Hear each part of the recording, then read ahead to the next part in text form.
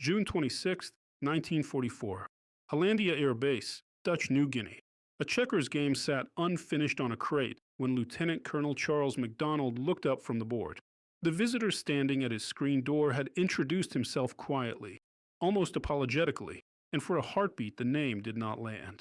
MacDonald's concentration still lived with the red and black pieces and with Lieutenant Colonel Merrill Smith, the 475th Fighter Group's operations officer, who was smiling at the small advantage he was sure he held.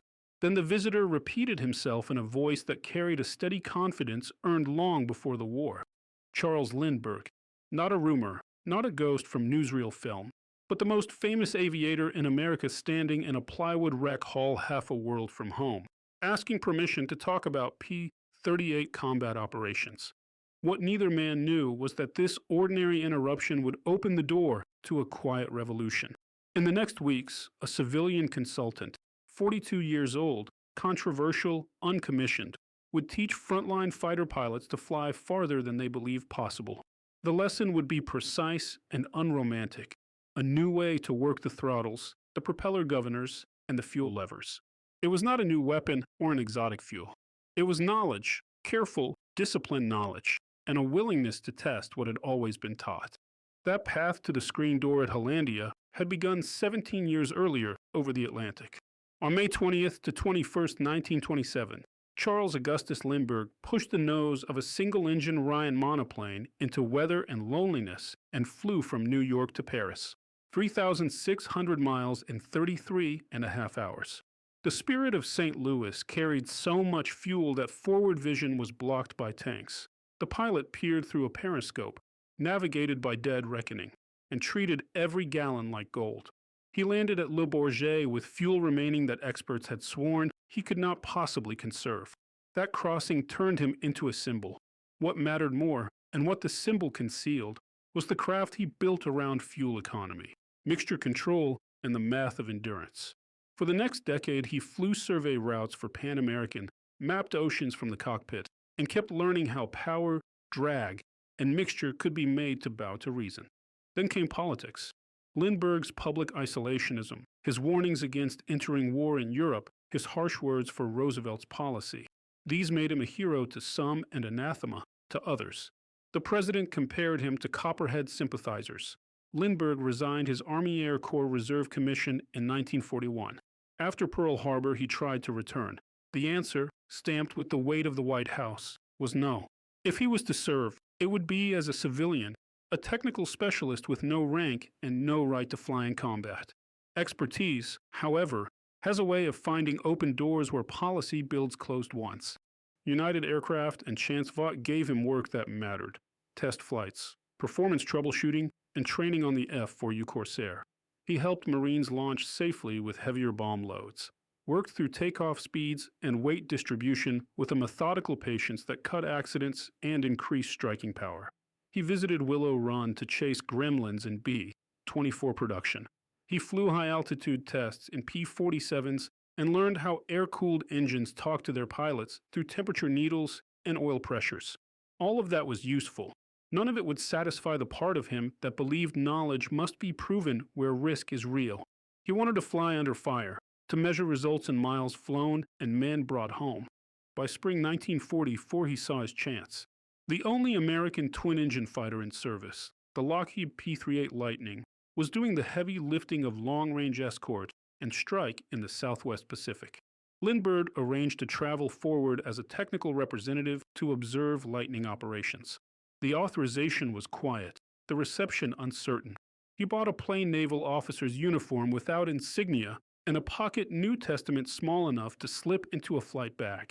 He crossed the ocean not as a hero returning to banners, but as a civilian with a notebook, math in his head, and a question that gnawed at him.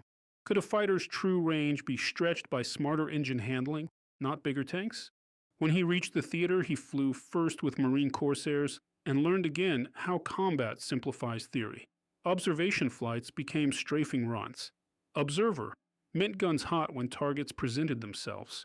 He showed how to lift heavier bomb loads safely, how to trade runway, manifold pressure, and airspeed so that a squadron's lost rate dropped while its punch grew.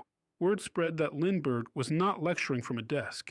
He was flying, gray hair inside a hard stand of bent steel and pierced steel planking, strapping into cockpits a dozen years after most fighter pilots would have aged out. The lightning drew him like a lodestone. In mid-June, he hitched forward to find the 475th Fighter Group, Satan's Angels, one of the hardest-hitting P-38 outfits in New Guinea.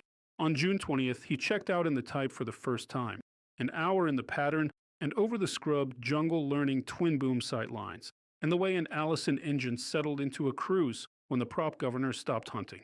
6 days later, he walked into McDonald's rec hall at Hollandia and, after the checkers board was abandoned, accepted an invitation no staff officer could write and no pilot could refuse: fly a combat mission in the morning. He did. The weather was bad at dawn, rain sawing across the revetments, the runway a river of gray. By late morning the flight got off the ground, and McDonald led for lightnings out over water toward familiar enemy strips. Lindbergh tucked in as Blue 3 on Major Thomas McGuire's wing. Formation was tight, wingtip over wingtip, the veteran ace glancing once, and then not at all when he saw that the civilian held position with the calm of someone who had lived a very long time inside an airplane. The mission ended with barge strafing and a clean return. On the ground, crew chiefs swarmed with dipsticks and gauges. The numbers they read would matter more than the holes left in a barge. It happened again and again. After a 6.5-hour armed reconnaissance on July 1st, where the group skated along the edges of hostile airfields and traced coastlines until they blurred into the sea, pilots rolled to a stop with needles flirting with empty. Lindbergh taxied in and climbed down with 210 gallons remaining. On July 3rd, after escorting B-25S and ranging out for small targets in the islands, 2 pilots peeled off early for home. Fuel low, Lindbergh continued comfortably. The pattern was undeniable. The group's commander called a meeting in a hot, open-sided hut with a ping-pong table and bare bulbs that cast too honest light. If there was magic here, it needed to be shared. There was no magic. There was a deliberate violation of habit. The standard training for the Allison V-1710 had taught pilots to cruise at 2,200 to 2,400 revolutions per minute on auto-rich mixture. It produced solid power and soothed the nerves, needles in the familiar part of the dial, propellers biting the air with a convincing buzz. It was also wasteful. Lindbergh explained, without drama, that the P-38 could be cruised differently. Pull the propellers back, way back, toward 1,600 revolutions per minute. Ease the mixture to auto-lean. Raise manifold pressure slightly to compensate for the slower propeller. Hold indicated airspeed around 185 miles per hour. Watch the gauges. The fuel burn dropped. The airplane went just as far, but on less. Silence. The phrase that ran through every briefing room: don't run oversquare, hung in the air like a citation from a safety manual. Oversquare meant manifold inches higher than RPM in hundreds, and every pilot in the room had been warned it would hammer cylinders and bring on detonation. Lindbergh countered with what he had already proved in the air. Detonation is a function of total power and temperature, not superstition. 30 inches of manifold at 1,600 revolutions per minute is modest power. The engines run cooler at lower RPM. Oil pressure and cylinder head temperature stay where they belong. The airplane does more with less. Try it on a short hop and listen to what your engines tell you. They tried. Fear did not vanish. It gave ground to evidence. Pilots learned that the change in sound, the deeper, slower beat of 2 Allisons turning big prop discs more lazily, wasn't danger but efficiency.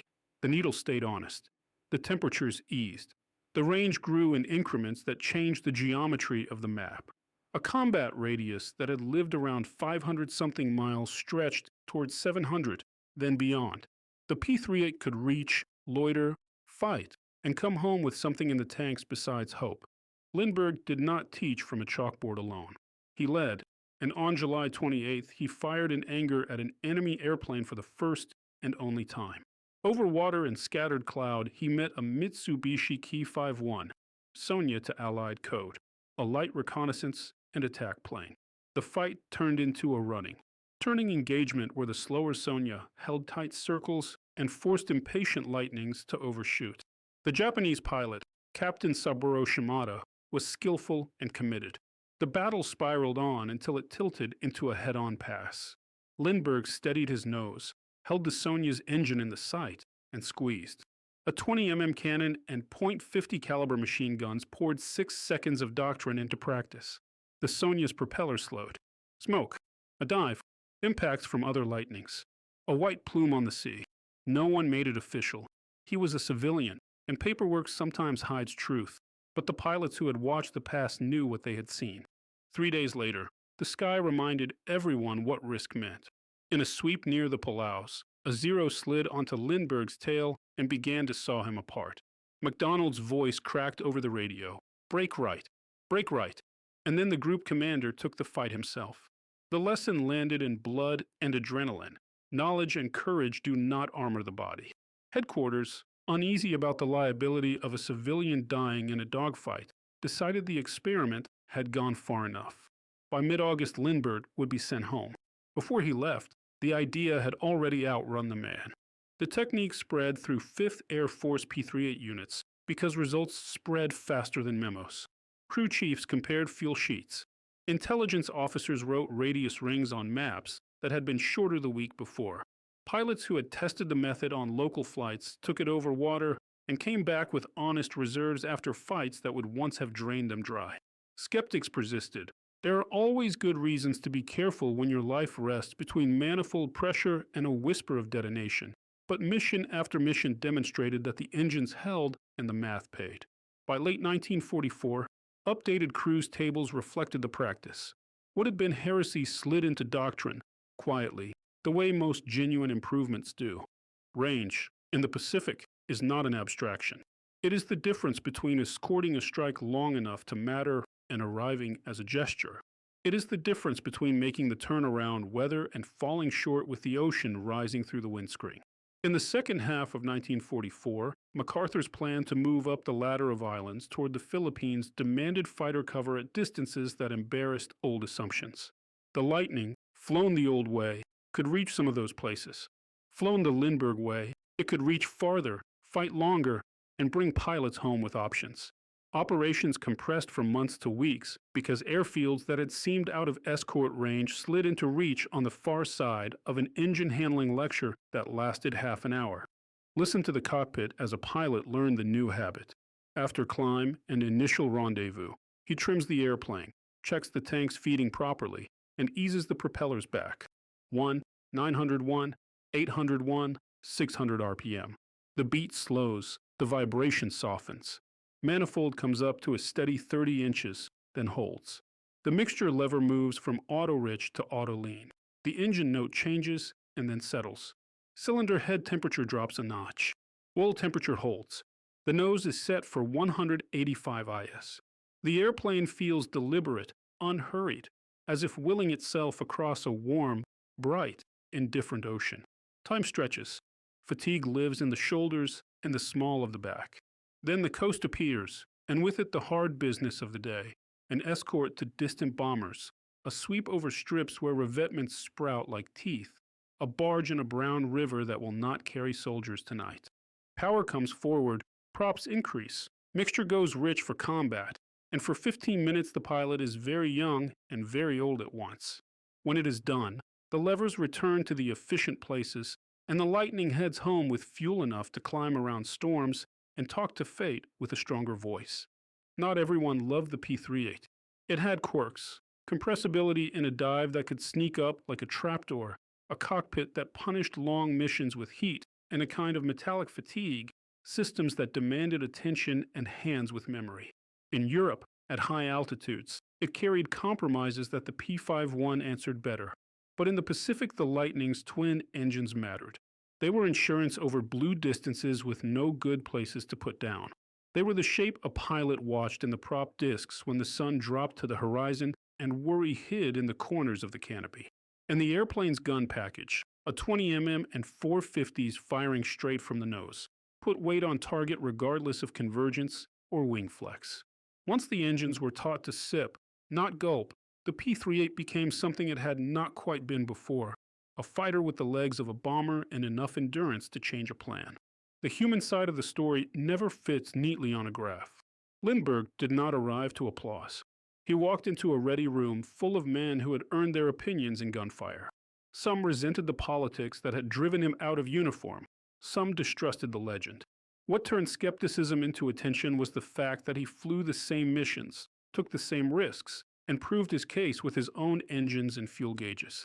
Respect came, not in speeches, but in small shifts of posture, shoulders that eased when he spoke, questions that turned technical and serious, the unspoken admission that any method that sent more pilots home was worth learning. When he packed to leave, he did not take that respect with him. He left it behind in notebooks copied by hand and in habits that lived in muscle memory. The numbers are only a summary. A P-3AJ carried roughly 410 gallons internally and could fit drop tanks to push total capacity past 1,000. Standard cruise settings burned too much. Lindbergh's profile pulled consumption towards 70 gallons an hour, give or take with altitude and weight, and nudged combat radius from about 570 miles towards 750 with the same allowances for fight time and reserve. On extreme missions with maximum external fuel, 9 hours became survivable. Those hours did not feel like numbers. They felt like the edge of endurance, the ache of a raft under a parachute under a pilot's weight, the way a Mae West chafed at the neck, the way a hand learned to find a canteen without looking. But the math bought time in the sky and choices on the map, and time and choice are what operations are made of. Controversy never left Lindbergh entirely. The country remembered his speeches before the war. Some commanders grumbled about engine wear with the new technique. Maintenance officers washed bearings and inspected plugs with a zeal sharpened by rumor. The evidence, recorded in dull reports and in the absence of failures that would have made vivid stories, answered the doubts. Allison engines did not die under the new cruise. Detonation did not sneak in and burst cylinders in neat proof of old rules. The logic held. Lower RPM reduces mechanical stress. Moderate manifold pressure produces needed power. Lean mixture avoids the cooling waste of too rich settings at cruise. The practice migrated from experience to paper. Charts changed. Manuals, those careful distillations of other people's mistakes, shifted a little closer to what the airplanes could really do. The island war was a contest of reach married to logistics. Airfields did not simply appear. They were won by Seabees who turned jungle into runway, and by infantry who bled for perimeters under heat and rain. A fighter that could fly farther changed where those perimeters had to be dug. It let bombers gather larger escorts from fewer fields. It turned Japanese bases that had enjoyed a temporary immunity into places where P-3A tests arrived with enough fuel to circle like shepherds. When MacArthur promised to return to the Philippines, part of the promise rested on ships and soldiers, part rested on radial engines and Merlins, and a quieter part rested on two Allisons run at 1,600 revolutions per minute with 30 inches of manifold, and a pilot who trusted his gauges more than his superstition. There is an image the war leaves behind. German prisoners seeing American towns lit at night and understanding that they had fought a country whose factories shone like cities. That was transformation by abundance. Lindbergh's summer with the lightning was transformation by understanding. It did not require a new refinery or a new design. It asked for a willingness to be taught by an engine's behavior and to abandon a rule that had been learned so early it felt like instinct. It asked for humility in a place where pride is a shield against fear. The reward was not only miles. It was the ability to come home through weather and accident and the small stupidities that kill as surely as gunfire. Near the end of the war, Lindbergh continued to fly as a civilian. He evaluated captured Japanese types, wrote reports, and spoke at a conference on fighter performance. In later years, his journals would describe the Pacific Service in a voice both clinical and human, numbers sharing the page with the way a wet flight suit smells when left too long in the tropical sun. He did not recover his commission or repair all the wounds politics had opened. History is a slow court. But among the men who had flown with him, the verdict was simple. He had been as good as any of them, and on the one subject that mattered most in their theater, range, he had been better. The 475th Fighter Group kept flying and kept winning. Names that would stand high on the list of American aces, Bong, McGuire, wove in and out of the group's orbit, and the tallies climbed. The Lightning's twin booms cut clean silhouettes against sunsets that promised storms, then cleared to stars so bright they felt close enough to touch. Pilots who had absorbed the new technique taught it to replacements in the blunt language of line units. Pull it back. Trust the numbers. Watch your temps. Don't be a hero with a mixture. It became part of the group's inheritance, like stories about the first time someone tried to ground loop on pure steel planking or the way coconut palms bend in the gust front of an afternoon squall. When Lindbergh finally went home that August, the farewell was without ceremony. There were handshakes and a few jokes too dry for reporters. He boarded transport not as a celebrity rescued from hazard, but as a comrade whose experiment had been completed. The men who watched him go would climb back into their cockpits and lay long blue miles beneath their wings and trust that the levers, in the right places, would give them choices all the way back to the revetments. Back in the United States, in a time when the country was already beginning to remember peace in distant, fragile outlines, Lindbergh kept writing, kept testing, and kept insisting that machines have truth you can learn if you listen for them. Years later, he would die far from the thunder of engines, on a green island where lava rock lines paths to the sea. He was buried simply, as if to confirm that the only monuments that matter in aviation are flown, not carved. The epitaph chosen from a psalm spoke of wings and the uttermost parts of the sea, words that had carried him the first time he crossed an ocean alone. For pilots who had flown lightnings in the Pacific, the memory of that summer remained specific, not poetic. It lived in the way a hand would drift without thinking to the propeller levers and come back to 1,600 revolutions per minute on a long ferry flight. In the way a veteran would correct a rookie, gently, about mixture at cruise. In the way a map's radius rings were drawn a little wider because someone had once proven that the airplane could do what the manual did not yet admit. There is a temptation, when telling stories of war, to worship the dramatic, the dogfight frozen in gun camera film, the tracer arcs that make geometry in the dark. Those moments matter. So do the quieter revolutions. They change nothing that can be photographed and everything that can be planned. Lindbergh's Pacific legacy belongs to that slower category. It is not a kill mark painted below the cockpit. It is a habit taught pilot to pilot, cockpit to cockpit, with a pencil on a knee board and a finger on an engine gauge. Knowledge became routine. Routine became doctrine. Doctrine became the shape of operations.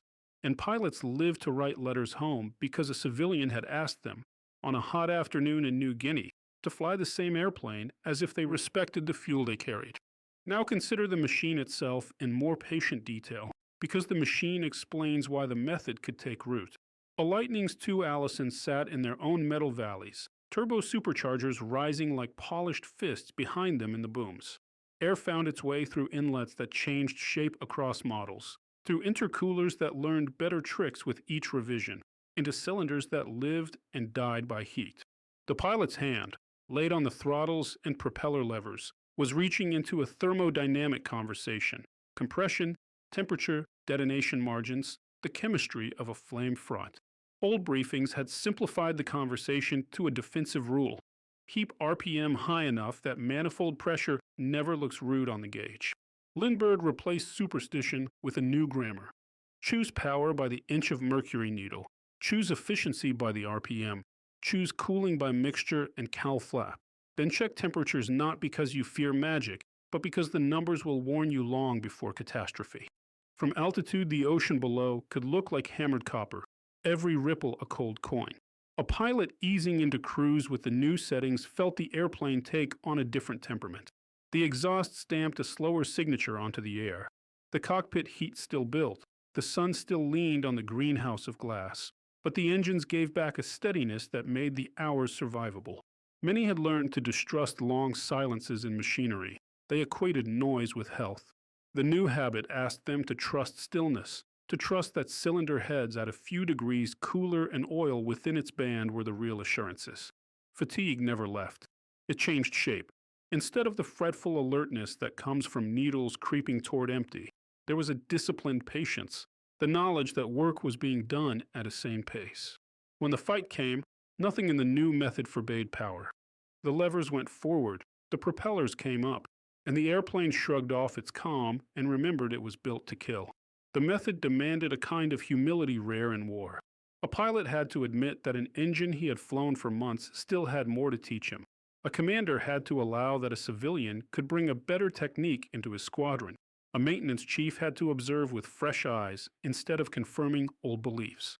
That humility expressed itself in small rituals. Pilots wrote the settings on their knee boards and checked them out loud. Briefings included a minute for the fuel plan, not just the target and the anti-aircraft. Debriefings grew a new line, fuel remaining at shutdown.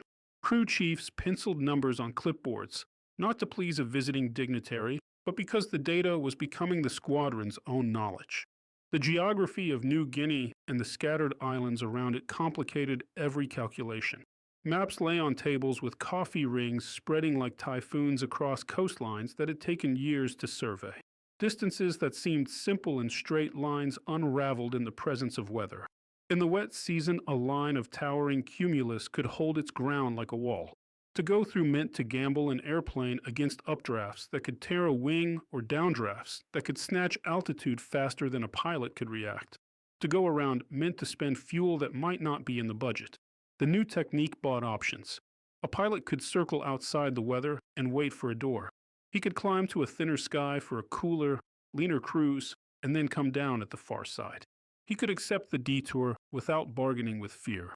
The map did not change, but the meaning of the map softened. Choices appeared where none had been. Some of the resistance to change did not come from caution, but from pride. The P-38 had attracted pilots who liked its complexity, who felt that two engines under their hands set them apart.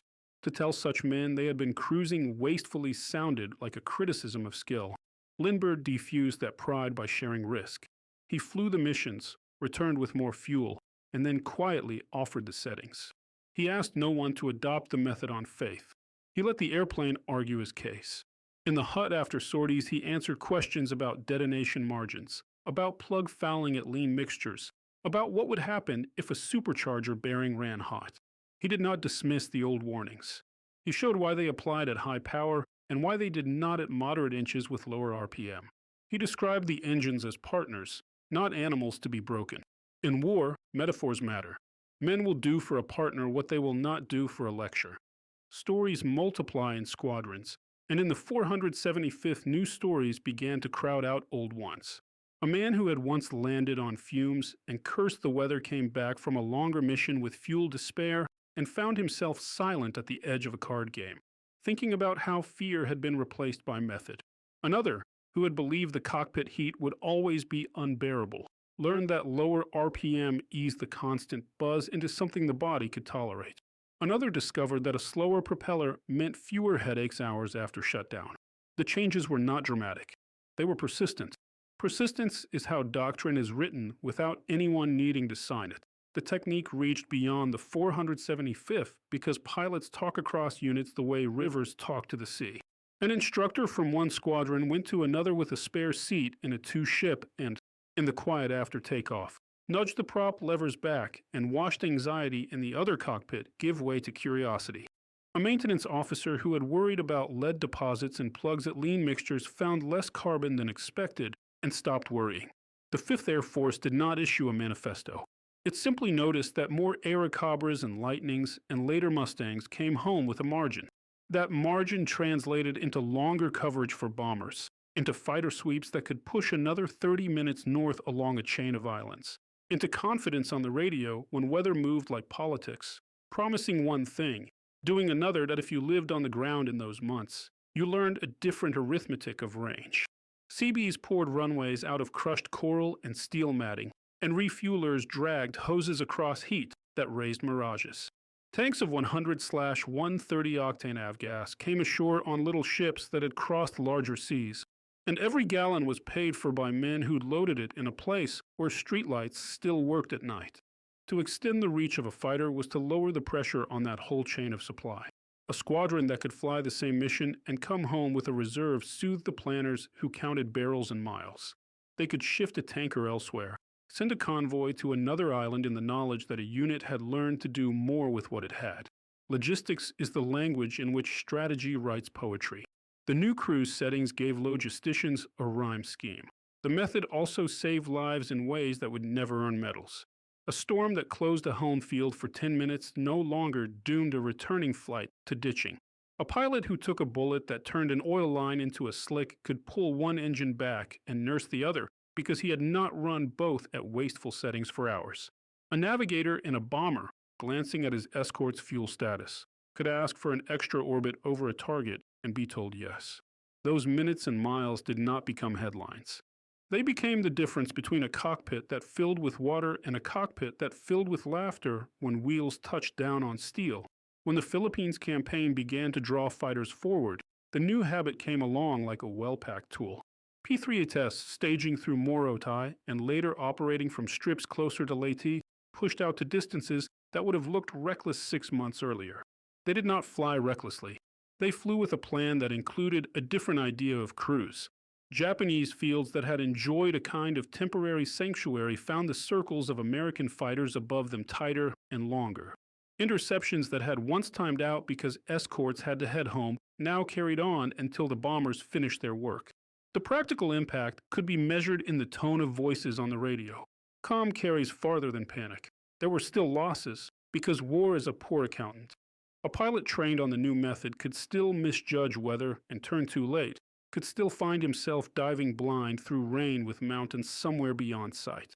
Engines treated kindly for hours could still meet fragments of metal that ended their work in a breath. The new technique did not promise miracles. It promised more good luck by design and fewer close calls caused by empty tanks. In the record, those kinds of improvements hide under phrases like operational efficiency. To the men who flew, they were measured in returned handshakes, in faces that kept showing up at breakfast. Back at Hollandia, after Lindbergh's departure, the checkers board found its way back onto the crate. Games resumed. The hut still smelled of cigarettes and diesel and damp maps. The war went on. The difference lived mostly in muscle memory. A hand that once reached for the prop levers without thinking now paused and pulled them farther back.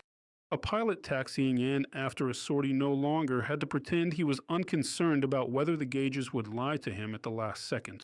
He had a margin. You can hear the relief in debriefs written decades later by men who struggled to explain why the change mattered so much. It was not drama. It was control that in the broader arc of aviation, Lindbergh's Pacific season fits a pattern. A specialist from the outer edge of military culture steps inside the circle, bears the suspicion of insiders, and then proves that craft learned in the margins can harden into doctrine. The armed forces have always needed that dance with outsiders, though they deny it in the name of unity. The airplane itself is a technology born of a bicycle shop. The radar that changed the shape of nights was built by men who argued about circuits more than about rank. The war's great achievements are all mixtures, uniform and civilian, idea and metal, doctrine and improvisation. Lindbergh's contribution is a particularly clean example because it left so few marks on the surface. No new part number, no new silhouette. Only an engine note that settled lower on the ear and a mission debrief that spoke of fuel in the tanks after a long flight home. After the war, pilots carried the habit into peacetime like an old tune on the edge of the mind. Transports flown across continents, crop dusters working long passes over fields, bush pilots counting on every gallon. Each learned anew what mixture and RPM can save when used with respect. The superstition about oversquare settings never fully died, because superstition is a hardy weed. But in quiet hangars, men explained to boys that you pick the manifold pressure for power and the RPM for propeller efficiency, and you watch your temperatures because physics writes in heat. Somewhere in that calm exchange, a summer in 1944 kept doing its work. There is another way to tell the story, one that begins not with the famous visitor, but with a crew chief who woke before dawn. He walked past the airplane he loved and hated in equal measure and ran his hand along the leading edge where it had found a home. He checked the plugs, the linkages, the lines that fed fuel from one tank to another. He knew the pilot was going to try the new settings again, and he was ready to listen for discomfort in the engine that instruments might hide. After the mission, he smelled exhaust and hot oil and recorded the numbers. Later, when someone asked him whether the new cruise hurt the engines, he shrugged in a way that said more than words. We changed the oil, we checked the filters, and the engines kept flying. Sometimes the best evidence is not a speech, but a shrug. The effect of ideas is rarely local. As P-3ATS stretched their legs, other communities of practice in the theater took notice. Catalina's flying night reconnaissance had their own lore about lean settings and patient power. They recognized a cousin in what the Lightnings were doing. B-25 crews balancing bomb load against fuel for long skip bombing runs asked their own questions anew. Even naval aviators, whose decks set hard limits on range, folded the lesson into carrier planning. If a fighter could stay in the stack a little longer without risking a deadstick return, an interception plan could afford one more adjustment. The lesson was not technical in its essence. It was moral. Evidence should be allowed to overrule habit. In the months after Lindbergh left, his name moved through the theater like a rumor made earnest. Some disliked it still, for reasons that made sense to them and cannot be argued away by engines. Yet in logbooks the effect remained. Pilots wrote down fuel remaining in the same hand that wrote kills, and the tallies of lives saved do not fit under silhouettes painted on nose art. Years later, when memoirs were set on kitchen tables and written at last, the men who had spent that summer with him wrote carefully. They wrote about range and about a civilian taking the same risks, and they chose adjectives that signal respect without surrender. If a reader listens closely, the sound beneath the sentences is the lower, steadier note of two Allisons cruising toward a far coast. There is a point late in every long mission when a pilot discovers whether he has been living in hope or in plan. The sun has tilted, the air has cooled by a handful of degrees that feel like mercy, and the ocean has become a clock. In old practice, this was the hour of doubt. In the new practice, it became the hour of decision. Weather ahead. Climb 10 minutes. You have the fuel. A diversion field open to the west. Angle for it without bargaining with the gauge. A bomber calling for a slow orbit so a damaged crew can catch up? Say yes, not as heroism, but as budgeted kindness. Multiply those minutes by months, and then by groups, and you begin to see how a technique becomes strategy by accretion. When peace finally returned, it found Lindbergh older and still exacting.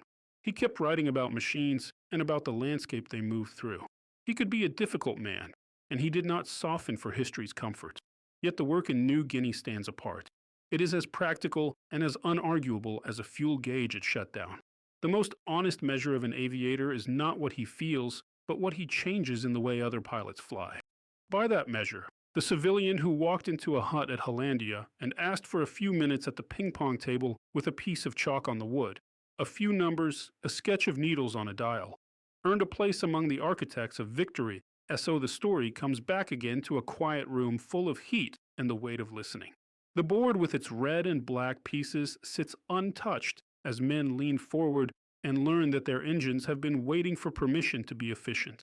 Outside, the rain begins again. The runway gathers puddles that sky blue themselves between wheel ruts. The jungle breathes. In a little while, for P-3ATS will cough into life and taxi for takeoff, and the pilots will carry with them, along with their fear and training and hope, a new habit of respect for fuel. Far away, a map will change its mind about what is reachable today. Far away, a crew will be escorted a little longer. Far away, a pilot will turn for home with room to spare in his day. Knowledge, proven, has a long reach, and if you ask what remains after the names blur and the dates become a chain of weather reports, the answer is simple enough to carry in a flight bag. Published limits are starting points. Mastery is a duty. Evidence is the best instructor, and a good idea is worth the courage it takes to prove it where mistakes are fatal. A man once famous for crossing an ocean alone brought those principles to a fighter group that had already learned most of what war had to teach. For 6 weeks in 1944, he taught them something else. They carried it with them over bright water and black, through cloud and sun, and brought it home again. Engines turning a little slower, needles a little cooler, fuel a little higher in the glass. Consider the Lightning not just as a silhouette, but as a living workshop where every gauge, lever, and needle had a role to play in the art of endurance. In the left console, the throttle quadrant carried two black-topped levers with knurled grips that fit a gloved hand, and beside them the propeller governors crowned with silver domes moved like the tempo controls of a metronome. The mixture levers, red-tipped and stern in their insistence on being handled with respect, governed the chemistry of each cylinder. Up on the panel, the manifold pressure needles swung with an easy authority around 30 inches when flown the Lindbergh way, while the tachometers settled into a slower hem. Oil temperatures held steady in a range maintenance men could love. Cylinder head temperatures wrote calmer lines. Every time the props were eased back, The cockpit soundscape changed from a fretful buzz to a confident murmur, and pilots discovered that patience has a tone. Ground crews learned the new sound before they learned the new math. They heard the slower beat as aircraft taxied in and felt their own shoulders a knot. They were the first to peer into cowls for signs of abuse and to report what mattered most. No increase in metal caught by the magnetic plugs, no suspicious graying on plug ceramics from cruel heat, no sudden appetite for new rings or valves. Wrenches counted truth in quarter turns. Safety wire spoke plainly. The twin Allisons, so often accused of temper, proved, under gentler RPM, to be willing partners that repaid discipline with reliability. The myth about oversquare settings had grown strong because it was a simple rule. The reality proved stronger because it was observed, logged, and flown out on maps. New Guinea sprawled like a dragon's head laid on the sea. Jungle came right down to the water, and the water came right to the threshold of pure steel planking where the 475th staged before missions. The ocean below a P-38 could look plate flat at noon or corrugated and iron in afternoon glare. Between those appearances lived towers of cloud that could scrape paint and nerves. The habit of efficiency turned weather from a tyrant into a negotiator. With lower RPM and a leaner mixture, a pilot could circle outside an anvil-headed wall and wait until a seam opened. He could climb above the worst of the heat and then slide down the far side with fuel still in the plan. The map did not get smaller. It became more permissive. A coast that had once been a hard edge grew its own space for choice. Image the scene if you were laying out a film. A lightning shadow running along surf, coconut palms bending before the wind, a revetment of sandbags and timber, crewmen in sun-faded shirts pushing a fuel cart past a tailboom. Then cut to a gauge cluster, the needles, the numerals, the steady 30 inches, and to a gloved hand easing two prop levers aft. These are not instructions for the camera. They are reminders that even the quiet parts of war can be told with pictures that carry weight. The new technique made those quiet parts longer and safer and gave directors, long after the fact, more time to watch pilots at work. The 475th's culture shifted in increments. Knee boards began to carry neat pencil notations of 1,600 revolutions per minute/30 inches/lean, aligned with headings and waypoints. Briefings added a fuel paragraph that had not existed in quite that way before. Debriefings began to collect numbers that crew chiefs copied onto shop boards where oil grades and spark plug counts already lived. No proclamation declared the change complete. Men simply found themselves flying with a different rhythm. The group's few skeptics kept a careful eye on failures. If the method had been cruel to engines, rumor would have shouted it down within days. Instead, the rumor turned into a shrugging assent. It works that a habit that survives combat does so because it respects fatigue. The new crew's profile trimmed a kind of invisible tax on the body. The slower RPM meant fewer high-frequency vibrations telegraphed into bones and nerves. Heat in the cockpit still built, but it built into a different sound. Long after shutdown, when the metal clicked and popped as it shed the day, pilots noticed that their headaches dulled sooner. Sleep still came hard, but it came. Small mercies are large in war. The method did not promise comfort. It promised less harm on the margins, and that too became part of the calculus. There were missions whose details now belong mostly to weather logs and faded folders, but their pattern remains clear. A foreship lifted at first light, wheels thudding across steel matting, tires smoke gathered in a curl that laid downwind over the trees. The flight climbed through haze, found a level sky, and set the new numbers. Hours later they speared inland toward a target strip, met ground fire that spattered harmlessly against distance, and turned for the sea with a barge left burning in a brown estuary. In older practice, that would have been the signal to hurry home before the needles betrayed hope. In the new practice, the leader had room to assign a 10-minute cover orbit while bombers finished their run, and then to choose a longer path home around weather-building black over the hills. No one celebrated the small difference. They recorded fuel at shutdown and went to supper if the narrative seeks images, show rivulets of rain running along a boom and dripping from the trailing edge like beads. Show salt crystals gathering on a canopy bow. Show hands, calloused and nicked, twisting safety wire and tapping a gauge with a fingernail. The human scale of the change is found there. It is found in the way a crew chief, asked whether the longer cruises hurt anything, answers by wiping his hands and saying, "Not that we can see." Comparisons were inevitable. In another theater, the P-51's grace at altitude and its long stride made it king. In the Southwest Pacific, the P-38's second engine remained a form of courage. A twin gave you options when distance conspired with chance. The new cruise technique did not make the Lightning into a different airplane. It allowed it to live at the edge of its own design with more confidence. Pilots who understood the difference explained it to replacements like this. The Mustang will get you there faster on a good day, but the Lightning will give you one more decision on a bad one. Then they would show the prop levers and the mixture, and the rookie would nod as if he understood. Understanding came 2 hours out over open water. None of this diminished the courage of single-engine pilots. It simply acknowledged the arithmetic of risk that twin-engine crews could hedge. Over miles of sea the hedge mattered. It mattered to planners and to families.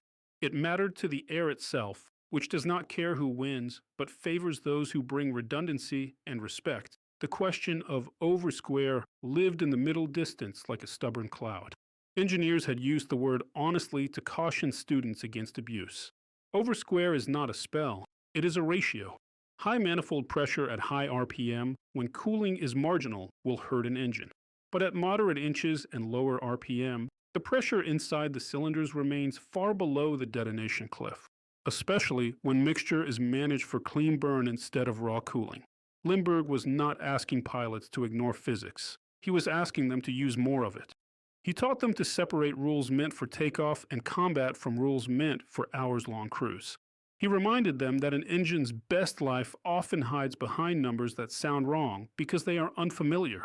Pilots learned a deeper literacy of instruments, manifold pressure as a proxy for torque, RPM as the cost in mechanical cycles, mixture as the line between efficient heat and wasteful chill. With that literacy, a cockpit ceased to be a place of superstition. It became a place where 3 needles and 2 levers could make the ocean smaller by an hour.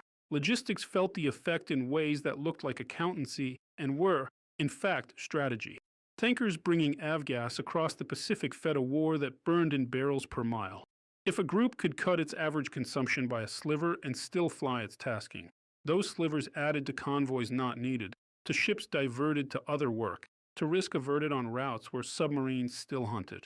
A logistics officer does not often get to tell a stirring story, yet he could point to consumption reports and show that technique, mere technique, had returned the equivalent of a shipload of fuel to the theater. In wars where the margin is thin and losses are dear, that is a kind of heroism too. The Seabees kept laying steel and coral into runways that climbed from mangrove and mud. Their work did not slow because pilots had learned patience, but it gained breathing room. A new field could open with a little less haste. A set of pierced steel panels could be diverted to a strip that needed it more. The ripple effects of a softer cruise could be traced in ledger lines and in footprints on beaches the map had not yet taught civilians to name. The method had a pedagogy all its own. Instructors did not draw long equations on blackboards. They took a man up and let him hear it. They had him set the old numbers and live with the noise for 10 minutes. Then pull the props back and listen to the airplane resettle into itself.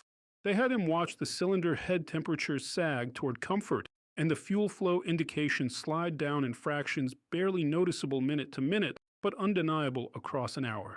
They taught him that the airplane will tell you what it wants if you ask the right question slowly. After landing, they handed him a stubby pencil and had him write the shutdown fuel beside the flight time. A few flights later, he did the writing without being asked, i.e. the hut after sorties. When sweat had dried to salt and the world narrowed to cigarettes and cards, the talk sorted itself. Some still argued for the old way because habit is a friend in fear. Most described the new way with the relief of men who had found a reasonable compromise between ambition and survival. The occasional zealot rose and made a small sermon about mixture settings at altitude. He was heckled back into his chair, and then the conversation returned to where it always belonged. Did we do what we came to do? And did we get everyone home? Picture the narrative's closing images. A dawn that looks less like a beginning than like a truce. The sky colorless before the sun declares itself. Mechanics rolling open the cowlings with the due care of surgeons. A pilot pausing at the wing root not to pose, but to place one hand on the metal as if to thank it for yesterday. Takeoffs that look routine because routine is the highest compliment in aviation. The foreship lifting, wheels tucking, props carving arcs that seem slower than they used to. The light along the booms hard and clean. Hours later, the same four returning with room to spare in the plan, not because fortune granted mercy, but because craft earned it. The last words need not strike a drum. They can be quiet. They can say that in a war of factories and steel and noise, one of the most consequential improvements came from a man standing in a hut with a chalk stub asking fighters to fly, as if they valued fuel and calm as much as speed. It is a small request to make of machines built for violence. It is a large request to make of men asked to risk everything. For 6 weeks in 1944, the request was granted, and the Pacific moved a little closer. Years after the war, when the lightning's shape had become a memory that modelers loved and museums displayed, a few of the men who had flown those long blue legs found that their hands still wanted to pull prop levers back whenever the world grew too loud. They told their children the famous stories of dives that chewed at compressibility and of sudden fights where everything happened all at once. Then, in quieter moments, they told the other story. They described learning to trust numbers that once felt heretical, and how that trust gave them time to make kinder choices, an extra orbit over a damaged bomber, a longer path around a storm. In those stories, survival did not look like luck. It looked like a decision repeated until it became part of who they were. If this film seeks a final image, let it be a gauge panel lit by the low sun, needles calm, the ocean below accepting the airplane's shadow for a while longer. No music is needed there, just the slow note of two engines, turning efficiently toward home.